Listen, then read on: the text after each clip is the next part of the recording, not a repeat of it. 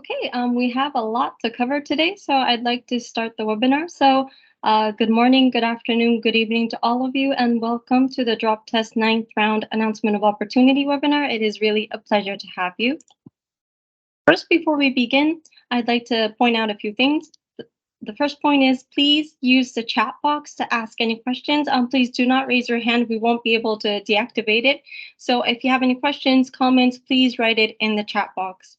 And second, please answer our questionnaire that we will be putting in the chat box later on. My colleague Wenben and also I would be active in the chat providing you with useful links, and we will be putting a link to the questionnaire there. So please answer the feedback form. Please give us your opinions on what you think of the webinar, how we can make it better, what you wanted to know. So yeah, please let us know.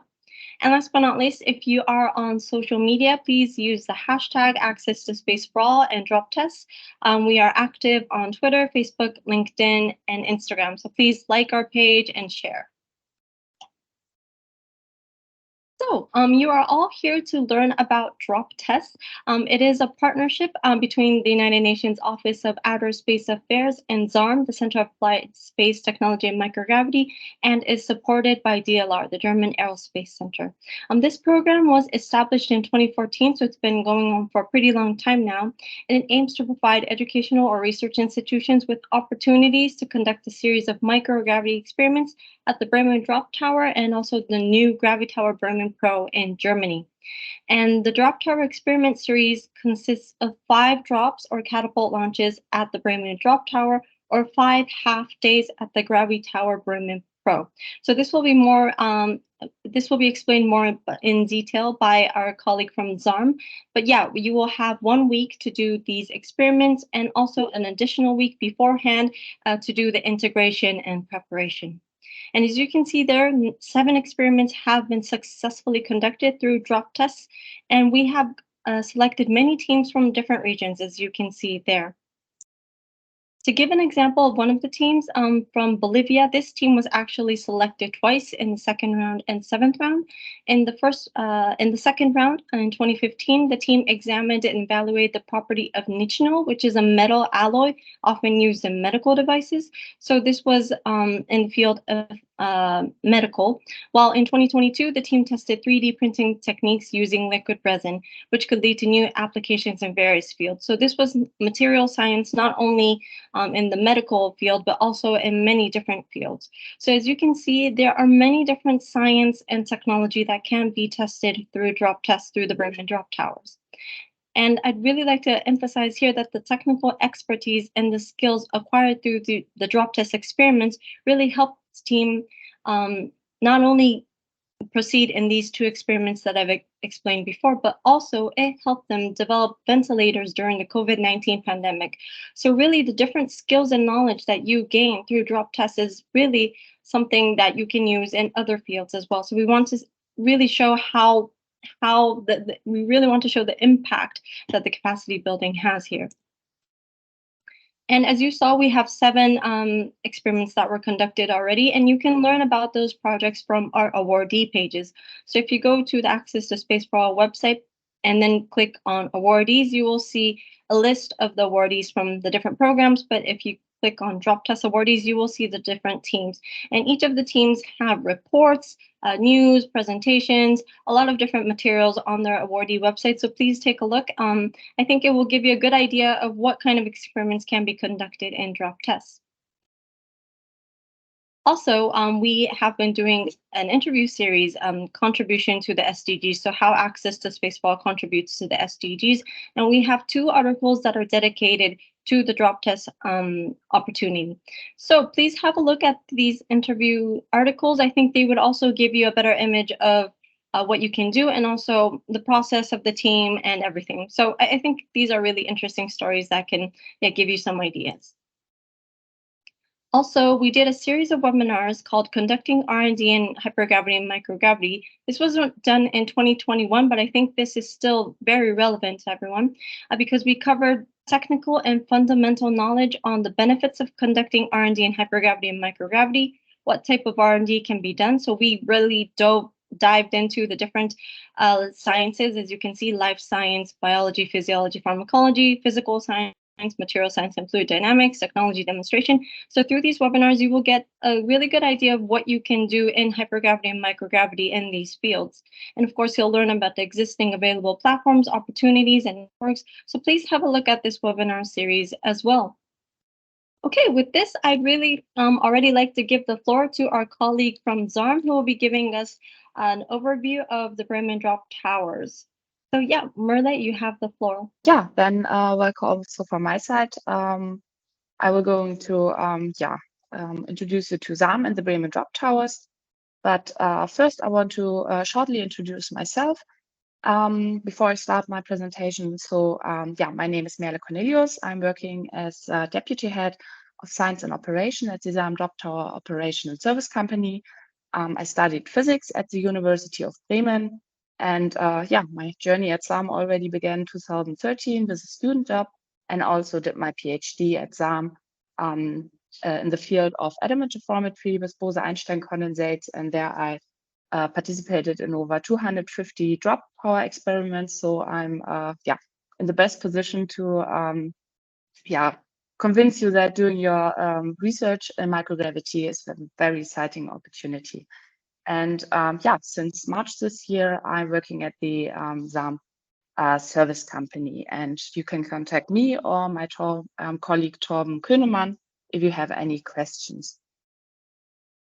ZARM was founded in 1985 and is located in Bremen, Northwest Germany. And here you see the most prominent facility of ZARM, which is the Bremen Drop Tower.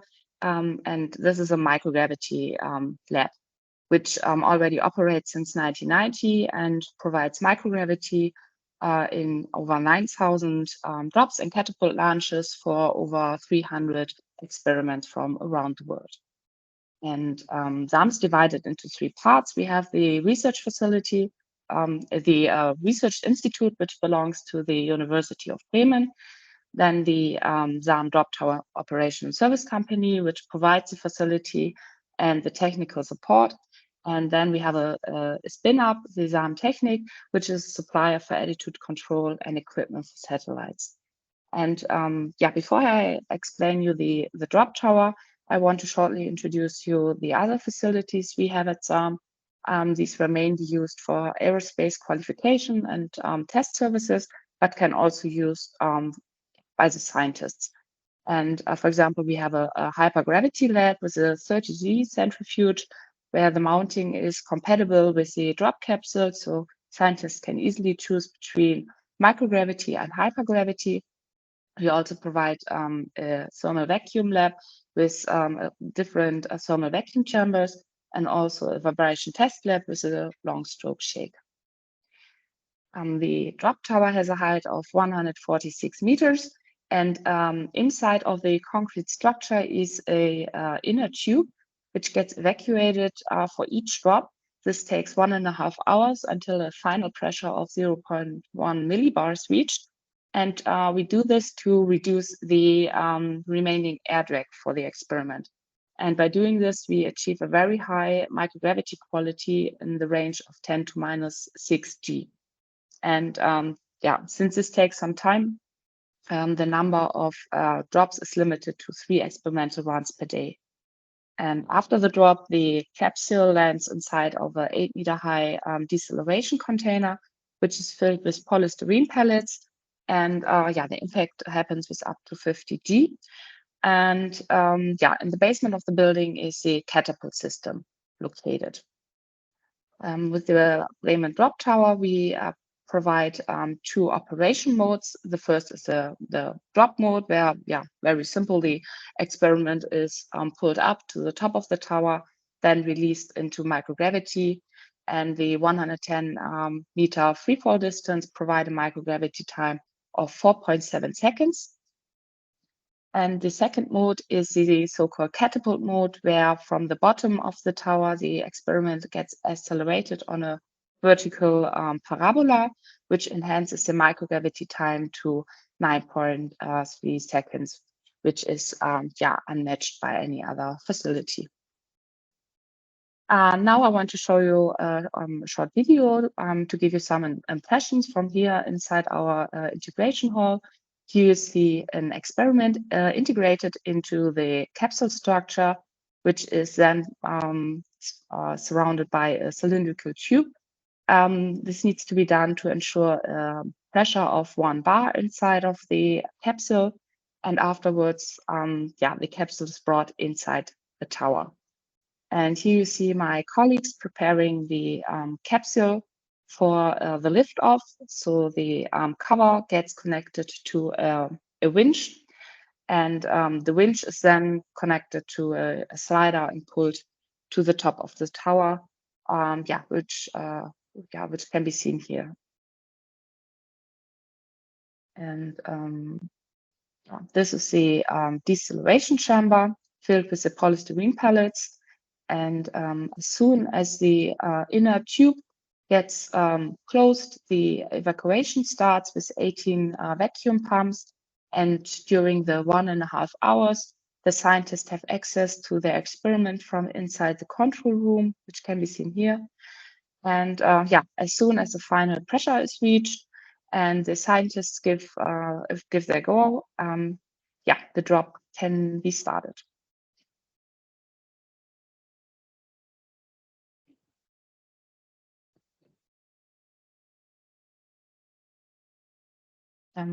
As I mentioned, the drop tower is also equipped with a quite unique catapult system. The catapult is based on a combination of a hydraulic and pneumatic drive, and the capsule gets accelerated during 250 milliseconds to a maximum speed of 160 kilometers per hour. And here you see the inside of our catapult chamber. And the experiments get first pulled down. And the loading time of the experiment takes like 7 minutes. And then the experiment is launched on the parabola. And during this time, the container is moved below the inner tube so that the capsule is catched safely on its way down. Okay, next I want to explain you our new facility, the so-called GraviTower Bremen Pro. This is a novel concept for a drop tower based on a guided approach where no vacuum is needed. So we have the experiment inside of the slider, and the slider gets then accelerated by a rope drive. And we have an acceleration on a vertical parabola, similar like in the catapult mode. And the trick is here to decouple the experiment from the slider via release caging mechanism to prevent some transmission from the vibration of the slider or the drive to the experiment. This needs to be prevented. And by doing this, the slider also acts as an air shield, and as a result, we do not need any vacuum. And by doing this, we can still achieve a quite high microgravity quality in the range of 10 to minus 4G, but can enhance very highly the repetition rate with up to 960 runs per day. And another nice advantage of the GraviTower is that the flight parabola can be fully customized. So if you want to exploit the full provided microgravity time of 2.5 seconds, you have to choose an acceleration of 4G. But for example, if your experiment is more prone to acceleration, you might reduce the acceleration to 2G, and then still experiments in microgravity can be conducted in 1.9 seconds. And again, I want to show you some impressions of the GraviTower. The GraviTower is built inside of the integration hall, and is thus limited to a height of 60 meters. And the scientists have access to a graphical user interface where the initial acceleration and deceleration can be adjusted as well as a additional function can be added to smooth the transition into microgravity.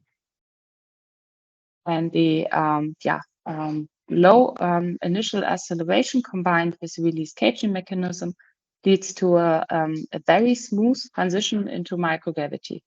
And this is demonstrated here in this video, where you see a very smooth liftoff of the anything in the on the platform.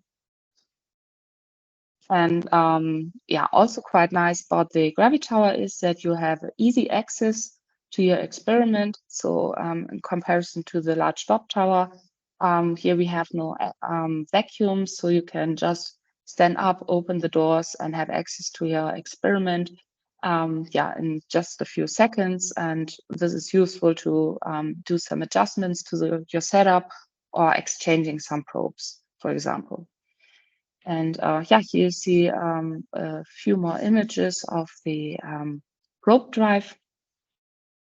And the last thing I want to point out is that the experiment, that the housing of the experiment is fully compatible with the large drop tower. So if it's needed for your experiments, you can do some tests in the GraviTower in the morning, and then we just take the whole capsule and use the exact same capsule in the large drop tower, for example, a catapult launch. And in the future, we want to update the GraviTower with 2 more operation modes. The first is partial gravity, like the gravitational acceleration of Moon and Mars. And this gets more and more important in the field of human exploration and the necessary technical development. And the second mode is the so-called G-vectoring, where the gravitational acceleration gets changed during the flight phase. And when you're interested to apply to DropTES, there are some requirements and constraints which you need to take into account. So we have 2 different capsules available. A shorter standard capsule with a maximum payload height of roughly 1 meter. And the standard capsule is used for the drop, catapult, and the GraviTower mode. And if your payload is higher, we also provide a longer version of the capsule, but this is only limited to the drop mode. And the maximum payload width is 600 millimeters, which is the same for both capsule types. But the mass is different for each mode. And of course, you have to design your experiment in a way that it can withstand the 50G. This, when you hear this first, might sound a little bit challenging, but I can assure you that this is more demanding than it actually is. So the experiment I was working on even had a custom-built laser system, and we didn't even adjust the lasers or the laser system afterwards. And you will also get support by our side and some tips to make your experimental setup as rigid as possible. Each capsule is equipped with a capsule control system, which is used for the control of the experiment and the triggering, as well as the data acquisition. And also a battery platform is provided, which provides 24-volt voltage. And for the drop and catapult mode, also the condition inside the capsule can be changed. So as I said earlier, the pressure inside the capsule is fixed to 1 bar, but we have vent lines for vacuum or gases if it's needed for you, or also the temperature can be controlled via a heating or cooling circuit. And during your campaign, you will be supported by 2 engineers from our team. So you have a mechanical and electrical engineer by your side who will do the integration of the experiment into the capsule. They will also help you with the provide the LabVIEW software interface for the data acquisition. And I will also help you for the or with the experimental control via the standard network connection, where we provide Wi-Fi and FluentView. And also some equipment is provided. For example, high-speed camera systems like the Phantom Miro or Photon FastCam, and also the necessary lenses and illumination systems. If needed, we can provide non-standard power supply and also different vacuum pumps. And yeah, for more details, I highly recommend you to have a look in our payload users guide, which can be found on the ZARM website. And with this, I'm almost at the end of my part. Yeah, I want to give you a short overview about for which research field the DropTES is actually used. So most of the experiments are combustion, fundamental physics, or fluid dynamics experiments, but there are several more experiments from a lot of research fields. And the DropTES is also used for hardware tests for space missions, for example, like the microscope missions or the Hayabusa missions. And of course, we also do or participate in different student programs. And yeah, of course, DropTES. But ZARM also participates in the Rexus Spexus program and the ESA Academy's PageWeb program.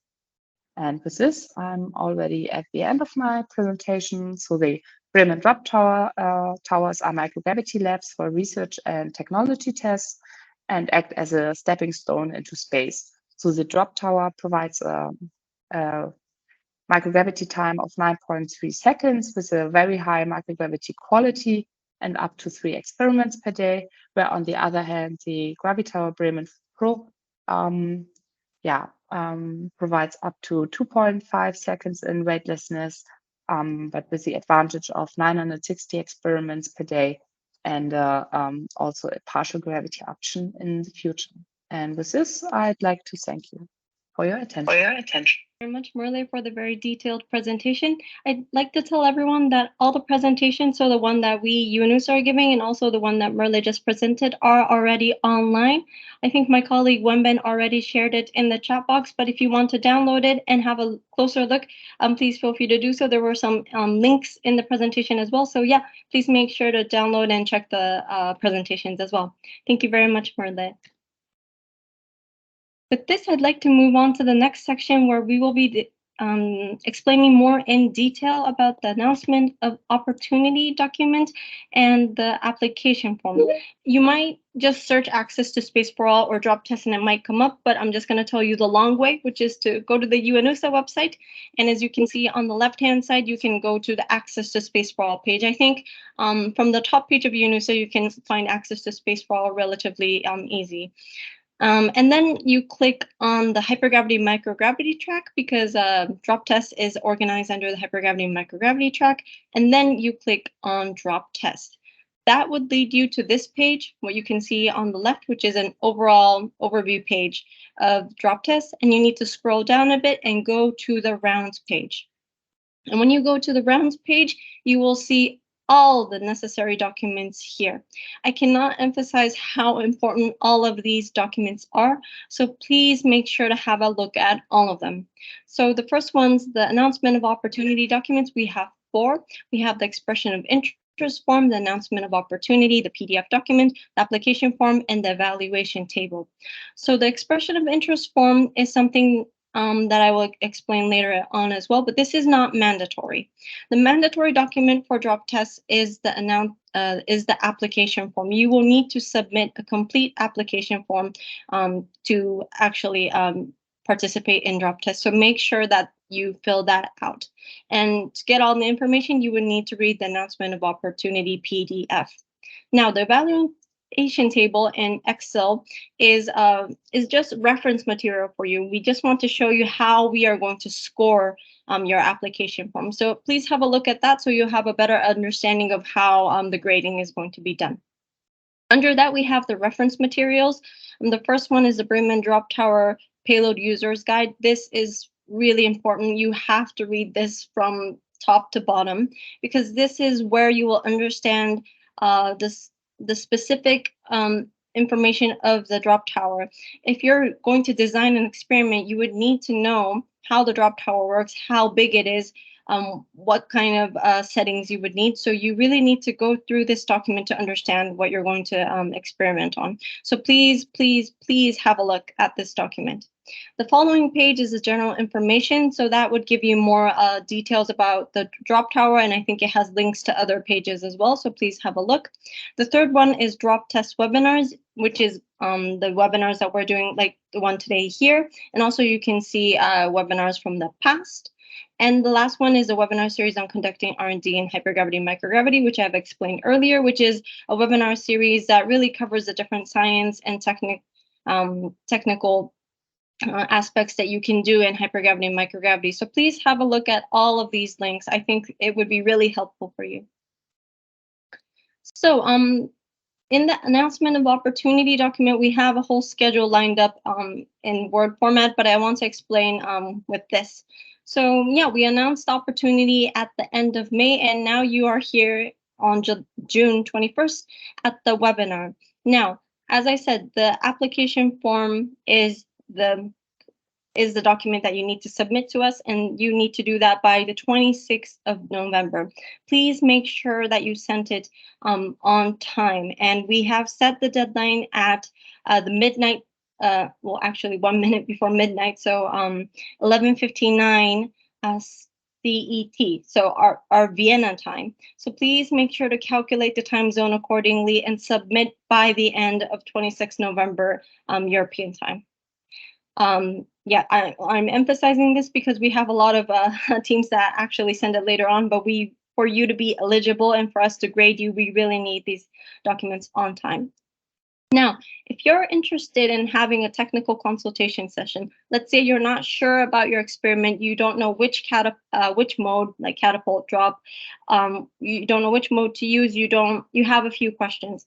Please throw in your idea through the expression of interest form. So it is a one-pager, it's very short.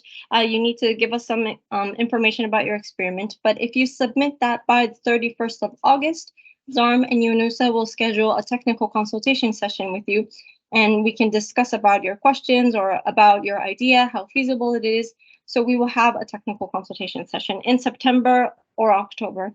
So if you're interested in that, that will be the step in the middle. But as I said, it's not mandatory. You don't have to do that, and you can just send in an application form.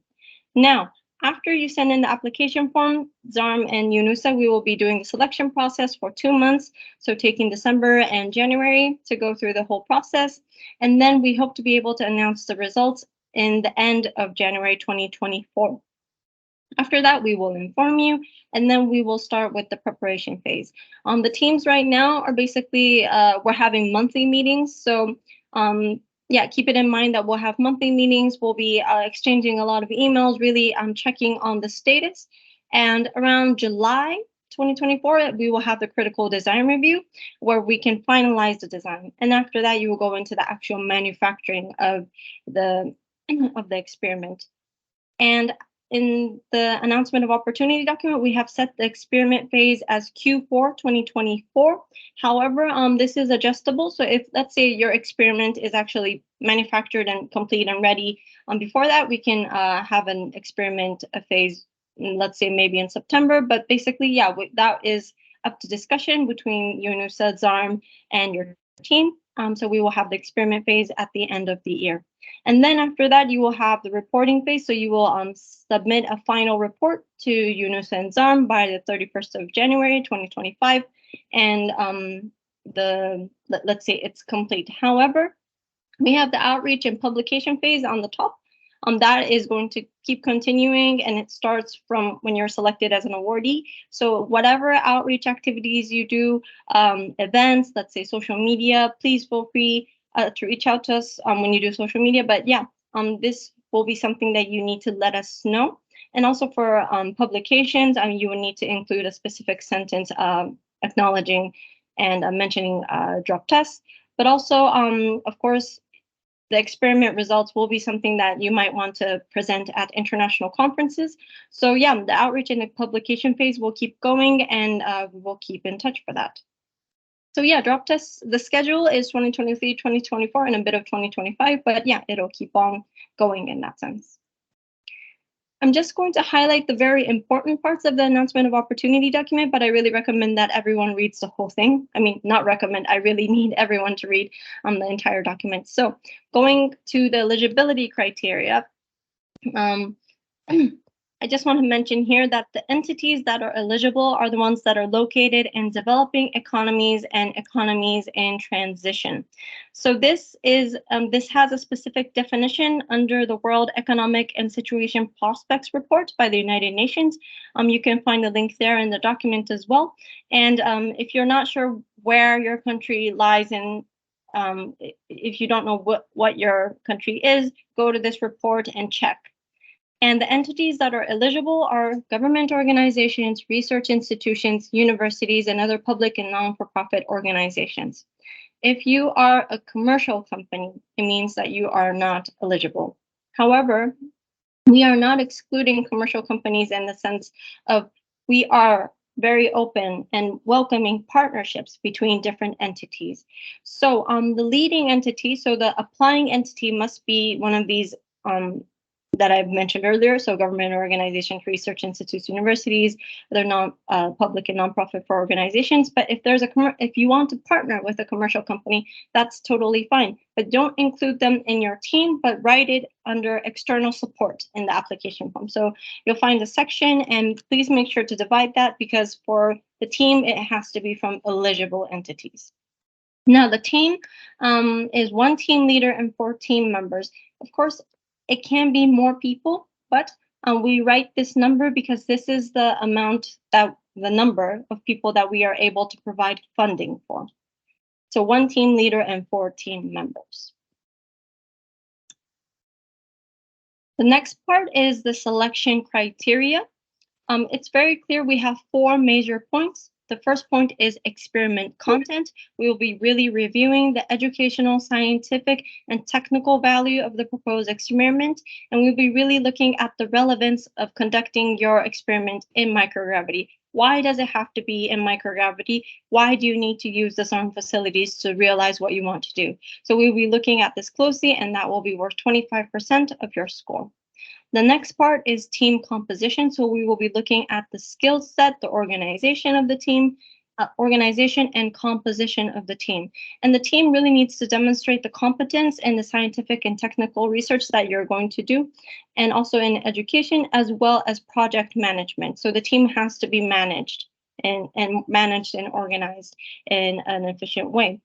And of course, I'd like to emphasize that under Access to Space and for DropTES, we really value and encourage more females to participate. Therefore, if there's 2 teams with the same, score, we will compare them, and the proposal with a larger number of females will be ranked higher. So we want to have the teams be as inclusive and diverse as possible. And of course, as I mentioned, if there are more females, we will value that more. So please take that into account when you put together your team. This is worth 30% of the score. The next part is planning, basically divided into 2 parts, which is the general feasibility of the plan. Is it realistic? Have you considered all the different risks? Have you considered the schedule, the analysis, the work breakdown? Have you done that? We'll be looking at that. And also the budget plan. Is your budget feasible? Do you have the funding you would need? Will you be able to acquire the funding if you don't have it yet? So we'll be looking at that, and that is 25% of the score. And last but not least is outreach.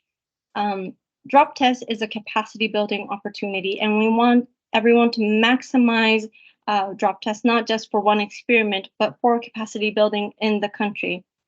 So we are going to really look at how you're going to do the outreach, the communication and dissemination to the country and your region, and how you will link that with the Sustainable Development Goals of the 2030 Agenda. So that's worth 20%. 14 is the financial and technical support. So basically, UNOOSA will be providing round-trip tickets for 1 team leader and 4 team members to Bremen and back, and the accommodation for the team leader. The accommodation for the 14 members will be supported by ZARM, and also they will be providing technical support on site. And DLR is the one that is actually paying for the opportunity. They will be paying for the costs related to the use of the facilities. So the 5 drops, catapult launches, and the 5 half days, one of these 3, at the Bremen drop towers. So the awardee team must bear all costs related to the preparation, development, transportation, shipping, insurance, and outreach activities. So basically, all you need to do is build the experiment with your funding, bring it to Bremen, of course, bring it back, and along with that, do the outreach and publication activities. So when you do the publication process, we require the teams to put this sentence in to, acknowledge the results that it's coming from DropTES. And going back to the expression of interest, so if you are interested in submitting the expression of interest form, please send it to us by the end of August. I just want to emphasize again, but it is not mandatory. Who should send it in? Eligible teams. So if you're not eligible, it would be a waste of time. Don't send it in. And teams that have an experiment idea and would like to consult it and obtain guidance on how to materialize it. And it's a 1-pager, so it's really short, but we really need to understand your intended experiment. So try to provide as much information as possible in a simple way in 1 page. So with this, we will move on to the application form itself. It's the long Word document that is on the website, and I will give the floor to my colleague Wenben, who will be giving you more details on that. Okay, thank you, Hazuki. Yes, so I will keep going to this application form to explain like how to put up in information in this application form. So basically, this is if you already have the application form in your hand, you can open it and follow me to go through this form. And if you don't have it, no worry, because I will include everything important in this slides. So first chapter is the basic information. So what I want to mention here is 1.2 executive summary. So for this summary, you have to summarize 4 following sections, which is number 4, number 6, number 7, and number 8. Basically, you have to include why you choose to perform this experiment and what are expected outcomes and why is your experiment unique, and also your plan, including the schedule plan, your budget plan, and also your communication and dissemination plan. So please note that section 5, which is technical details, is not necessary in this summary. And in the 1.3 certificate, and please note this certificate is not the letter of endorsement, because in the past we received that applications without a letter of endorsement, and we asked applicants and they said they thought this certificate in 1.3 is letter of endorsement, so it's not. So as my colleague Hazuki mentioned, so every eligible team and the members from team members from the eligible institutions has to submit 1 written letter of endorsement from each entities. So it's required. And the next one is chapter 2, the team composition. Hazuki already covered everything important in this part, so I will not introduce this. But yes, if you have some cooperations with like commercial company or the entities in the developed country, so they can be your external support, but they cannot be your team member or team leader. So chapter 3 is basically the technical abstract is different with the executive summary. So in this part, please clearly and concisely describe your experiment, including why you choose to perform this experiment and how the microgravity environment helps your experiment and also your expected outcomes. And please remember, this technical abstract should be like a mini proposal. So it means through this abstract, you should be able to answer several questions. What is your experiment and why you do this and how you're gonna do this? So next part is chapter 4. So chapter 4 is about experiment objectives and expected outcomes.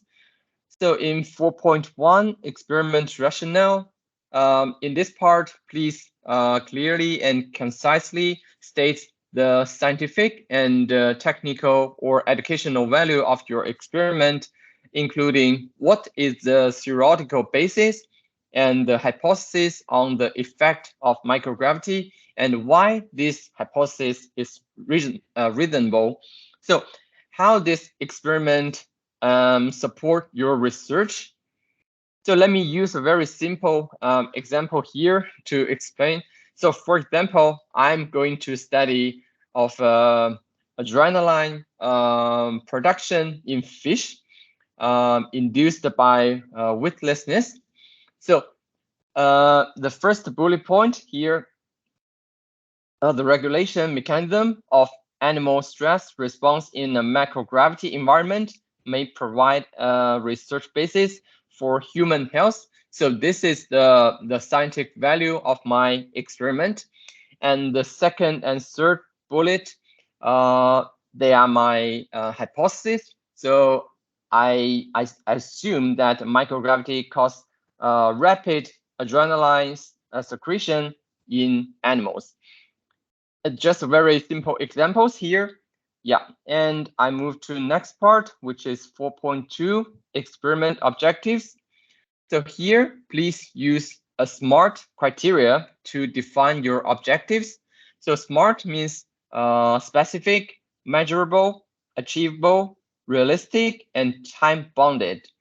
So back to our poor fish, I want to measure the adrenaline levels at T0 and T0 plus 1 minute to determine the adrenaline production in response to stress in fish. So basically, this is the specific objectives. It's measurable through the blood test and it's time bounded, but whether it's achievable or realistic. So from the user guide of the DropTES, I understand that I can access to the equipment only after 45 minutes after the drop, because we have to wait for the DropTES to reflood it with air. So with this information, so I have to design an automatic blood sampling equipment. So this is why we always said, please read the document carefully, read the user guide, read our document, because there are many details you have to take care. Okay, so next part is 4.3, foreseen outcomes. In this part, please state the possible effects of microgravity on the experiment, and the result should be whether directly observed or through data or sample analysis. Also, in our fish case, I foresee that the adrenaline level was significantly evaluated after the experiment and returned to a normal level after 10 minutes. This is what I assume and I foresee these outcomes. And in 4.4 is novelty, uniqueness, and possible evolutions. So please state why is your experiment special? And yeah, this means why we should give this chance to you, but not other teams. Next one will be chapter 5, which is the experiment specification and description. This is the most technical part. So yeah, chapter 5.1, the main specifications. So in this part, yeah, you can use graphs and use tables to explain the main specifications, but please let us know what your equipment look like the weight and the maximum dimensions of the equipment. But please remember, if your equipment include a deployable unit, yeah, for example, in the past round, we received applications to study the deployment motions in microgravity. It's very interesting. So please consider the maximum dimensions of the equipment. And also please read the user guide, and as Mela shows before, to check the maximum capacity of the capsule. And the next part will be the expected environment and conditions. So in this part, please describe the environment and or conditions required for your experiment, such as the desired gravity condition and the duration of the microgravity. So in this section, please let us know what kind of a condition we are going to prepare for your experiment, including which job mode you want to use, and which type of a capsule you want to use, and also other specific conditions. Next part will be the design requirements. So in this part, please describe the design requirements of your setup, including the samples, control equipment, your data acquisition equipment, etc. Then we will know whether your experiment is feasible. I would say like a good and reasonable design can help you to understand what techniques, what materials will be used in your experiment. It's also good for planning the schedule and budget.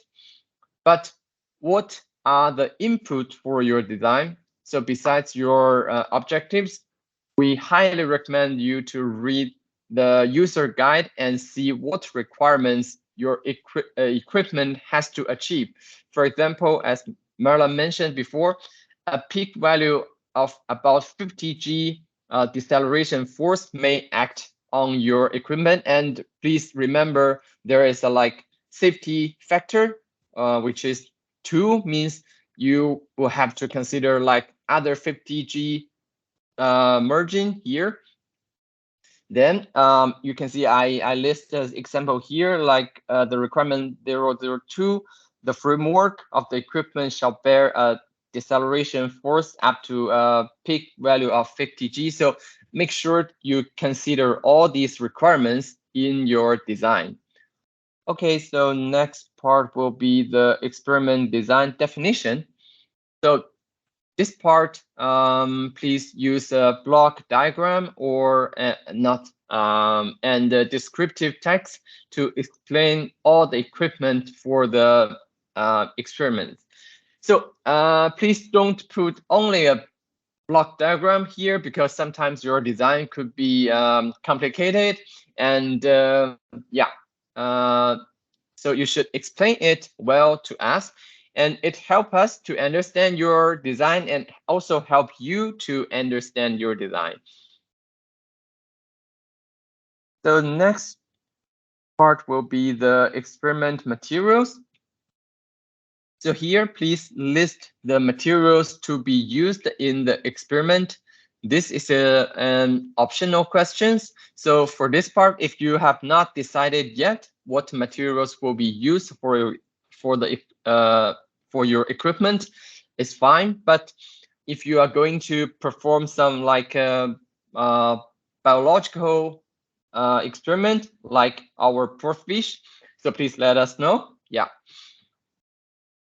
And for the experiment procedure here, please also use a block diagram or flowchart and descriptive text to explain the method and the procedure of the experiment.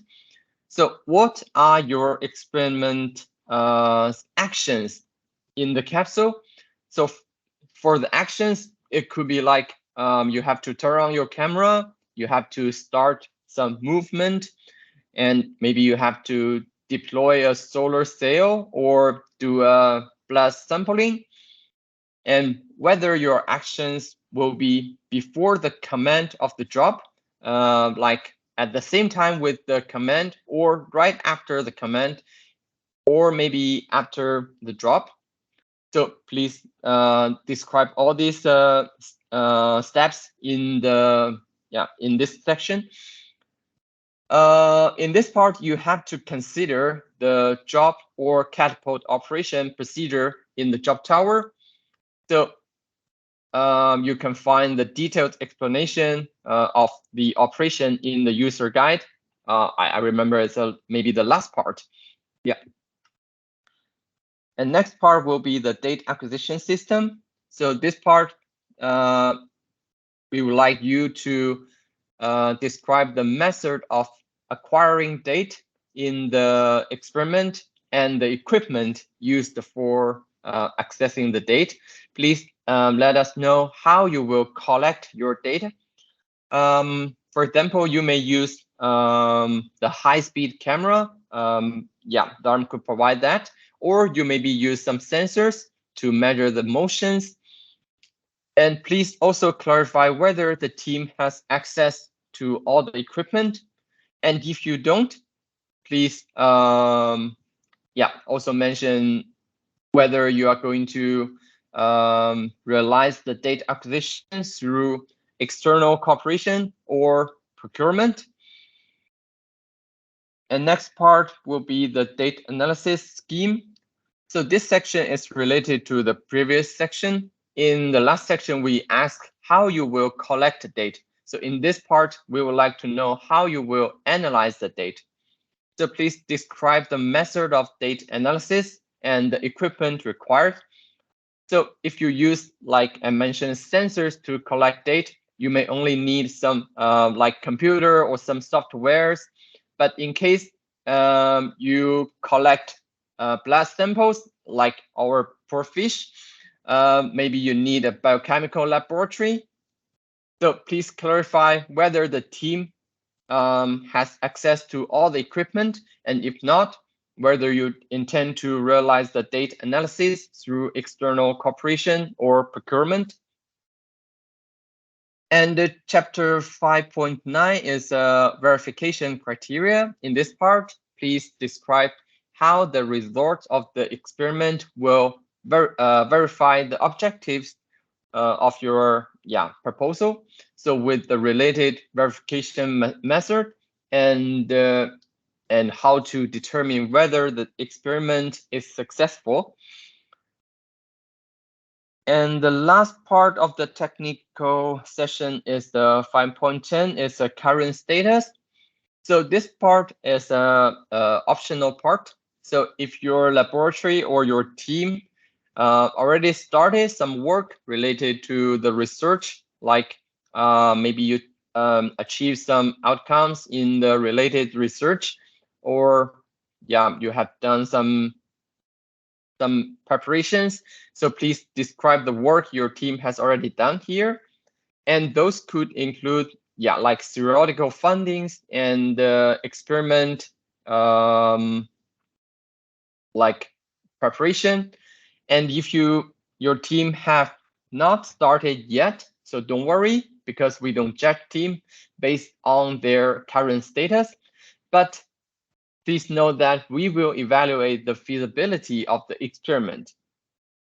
So according to the schedule that my colleague Hazuki introduced it, the actual development of the experiment is only around 8 to 10 months from the February 2024 to Q4 of 2024. So you have to finish everything, including the design, manufacture, shipment, preparation, and experiment. So if one team proposes a very complicated experiment without any prerequisite outcomes, then we may assume that this team is hard to complete the experiment according to the schedule.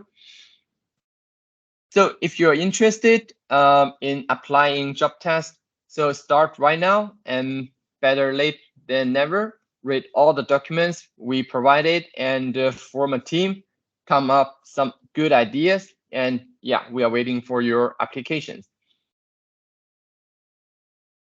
The next part will be chapter 6 regarding the project management. So 6.1 is a development schedule. So please provide a tentative schedule to develop and perform the experiment. So assume that we inform you that you win this opportunity to conduct your experiment in February 2024. So plan your schedule from the kickoff meeting to the submission of the final report, and clarify the critical path. Which is critical path is the longest path from start to finish. So it indicates the minimum time necessary to complete the entire project.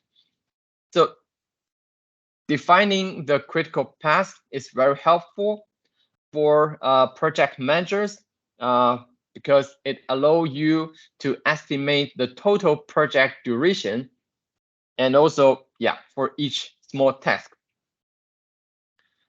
And next part is 6.2 is the on-site integration and the experiment schedule. So this part, please note that every team could have maximum 2 weeks in Bremen. The first week is to prepare their experiment, and including you may have to test the interface and check the compatibility between the equipment and the GraviTower capsule. And you could schedule your 5 jobs or catapult launch or uses of the GraviTower Bremen Pro in the second week. So please check the user guide to see how many jobs can be performed in 1 day, and plan your 2 weeks here. And next part is 6.3. It's work breakdown structure, WBS. In this part, we ask you to include the WBS table here. It's based on the order of the text that must be completed to eventually arrive the final experiment. So basically, making a work WBS form helps the team to visualize the small tasks that has to be finished. And actually, it's very common, like when we plan this webinar, sometimes we will write something on a whiteboard over there. I don't know if you can see. It's also a very simple version of the WBS here. Yeah. And the next part will be the international transportation plan. For this part, the applying team shall provide information concerning the transportation of the equipment, and also your arrangement regarding the customs regulations. To do that, you should know that what you are going to bring to Germany, and you should check the custom regulations for both your country and Germany. So because sending experiment and samples is more complicated than you think, you might want to bring the experiment equipment or the materials or the samples with you in the check-in luggage. But I will tell you that last year, our DropTES awardee, their luggage didn't arrive at Bremen with them at the same time, but delayed a few weeks. So they had to make something with the limited resource they can access. So this is just one thing that might happen. So please consider all the possibilities and plan everything in advance. Next one is the budget plan, chapter 7.1. So please provide information on the cost. So please estimate the cost as precisely as possible. So we understand it's very hard to make a very accurate estimation, but please try to consider everything that costs money.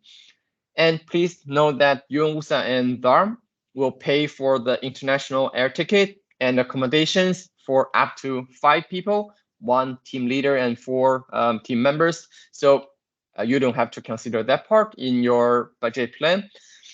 And what you have to consider is all the costs related to the preparation, the development, the transportation, the shipping, the insurance and outreach activities, and maybe extra personnel if you want to bring more people.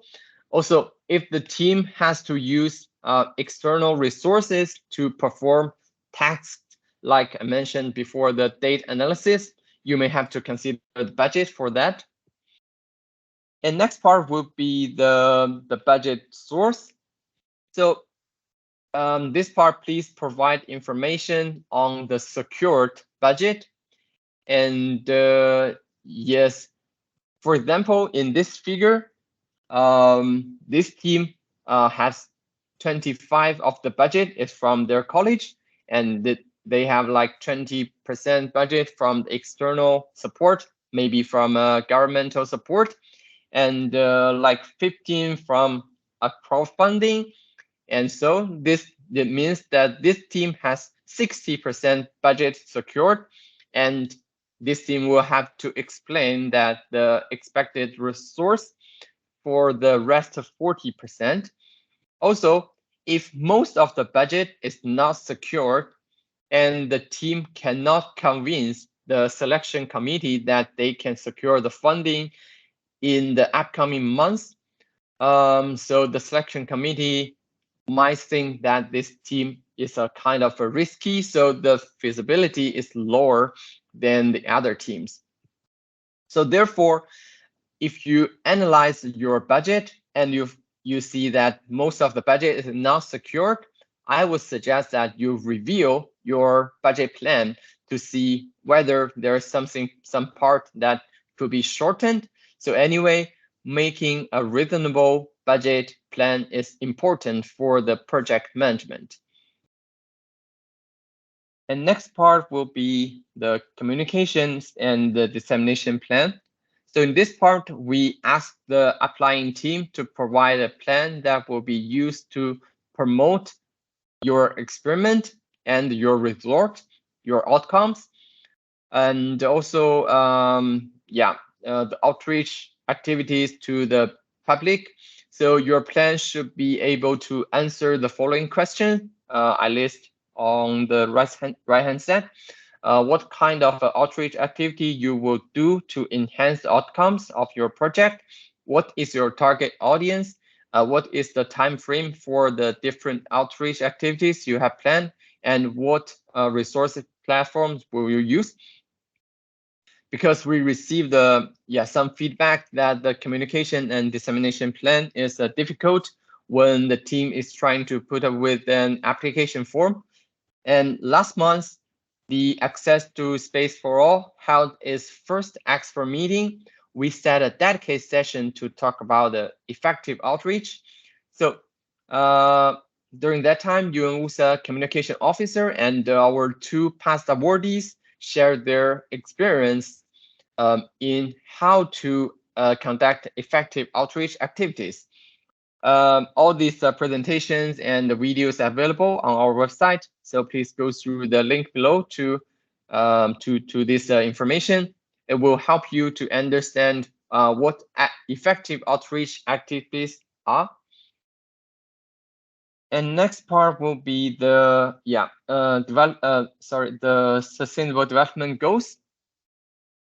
So in this section, we ask applicants to describe the relevance between your project and the SDGs.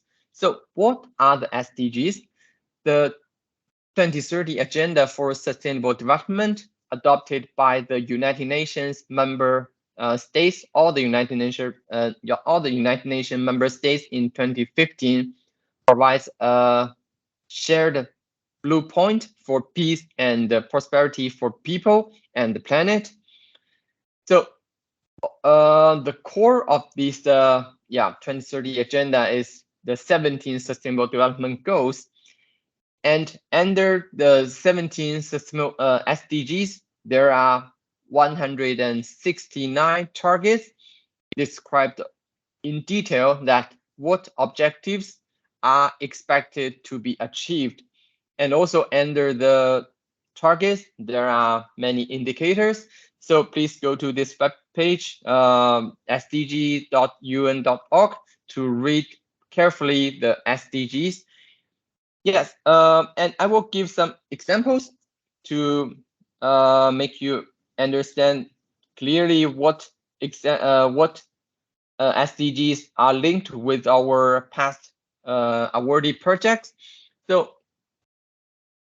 in the second round of the KiboCube project, our awardee, they launched a CubeSat to monitor the clean water for in South America. So it helped them to monitor the water resources on the land.